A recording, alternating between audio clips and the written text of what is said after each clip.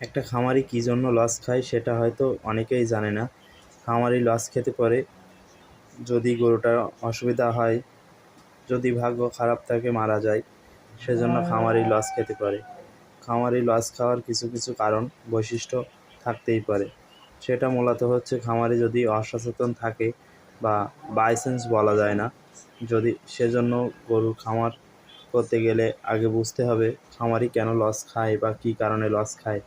সেটা হয়তো বোঝার কিছু বাকি আছে, তাই অনেকেই ভাবতে পারে না কী জন্য লস খায়। লস খেতে গেলে প্রথমত গরুর দুধ ভালো হয়, গরুর ক্যালসিয়াম ঘাটতি পড়তে পারে।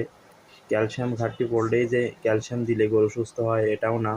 গরু হঠাৎ করে যদি স্ট্রোক করতে পারে, গরুর বিভিন্ন ভাইরাস আছে যে যারা যে ভাইরাসগুলো টিকা দেওয়া হয়, সেই টিকাগুলো নিয়মিত দিতে হয়, কিংবা ওষুধ খাওয়ানো লাগবে সময় মতো।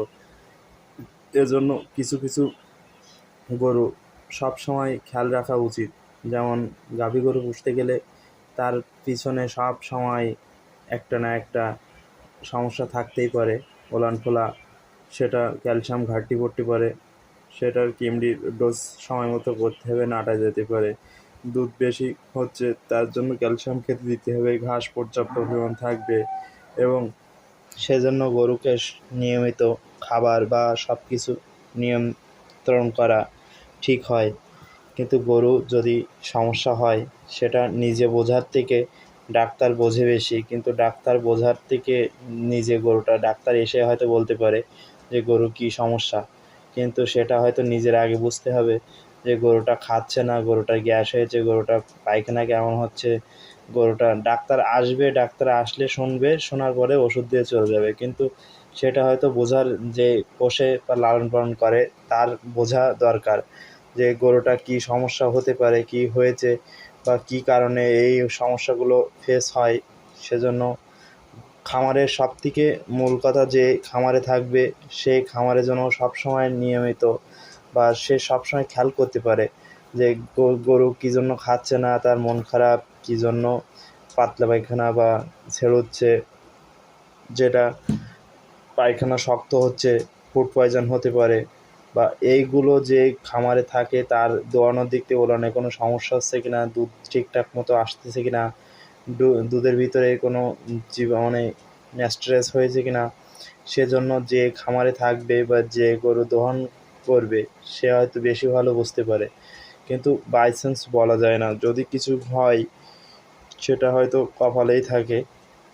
এজন্য মেনে নিতে হয় যে গরু পুষতে গেলে লাভ লস হবেই, সেটা মানতেই হবে। কিন্তু যখন একটা খামারের 1,00,000-2,00,000 টাকা একটা গরু মারা যায়, তখন ওই খামারের মনোবল একেবারে সম্পূর্ণ ভেঙে পড়ে যে হয়তো আর খামার করব না, এই খামারে এত টাকা, একবারে এত টাকা লস হয়।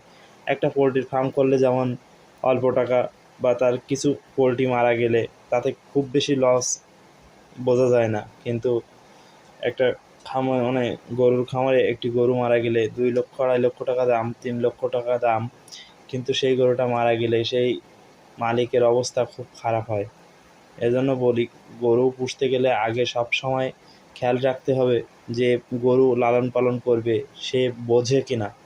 যদি সে না বুঝে থাকে তাহলে তার দ্বারাই গরু লালন পালন করতে গেলে একটু সমস্যা হতে পারে।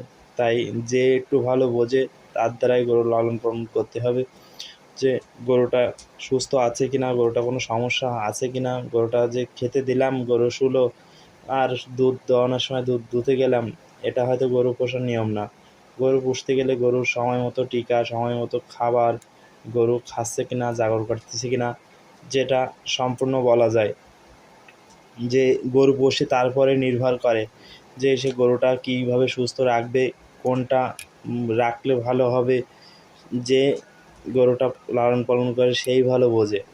তাই বলবো যে গরু সম্পর্কে একটু বোঝে বা গরু কিভাবে কি করলে সুবিধা হয়, ডাক্তার তো সেটা পরের বিষয়, কিন্তু যে আগে লালন পালন করবে তার বোঝা দরকার যে গরুটার সম্পূর্ণ দায়িত্ব থাকে। তারপরে গরু হয়তো কথা বলতে পারে না, কিন্তু গরুর বিভিন্ন আকার ভঙ্গিতে বুঝে নিতে হয় যে গরুর কী সমস্যা হতে পারে। তাই সব সময় বলবো যে গরুর লালন পালন করবে, সে যেন একটু গরু সম্পর্কে বোঝে।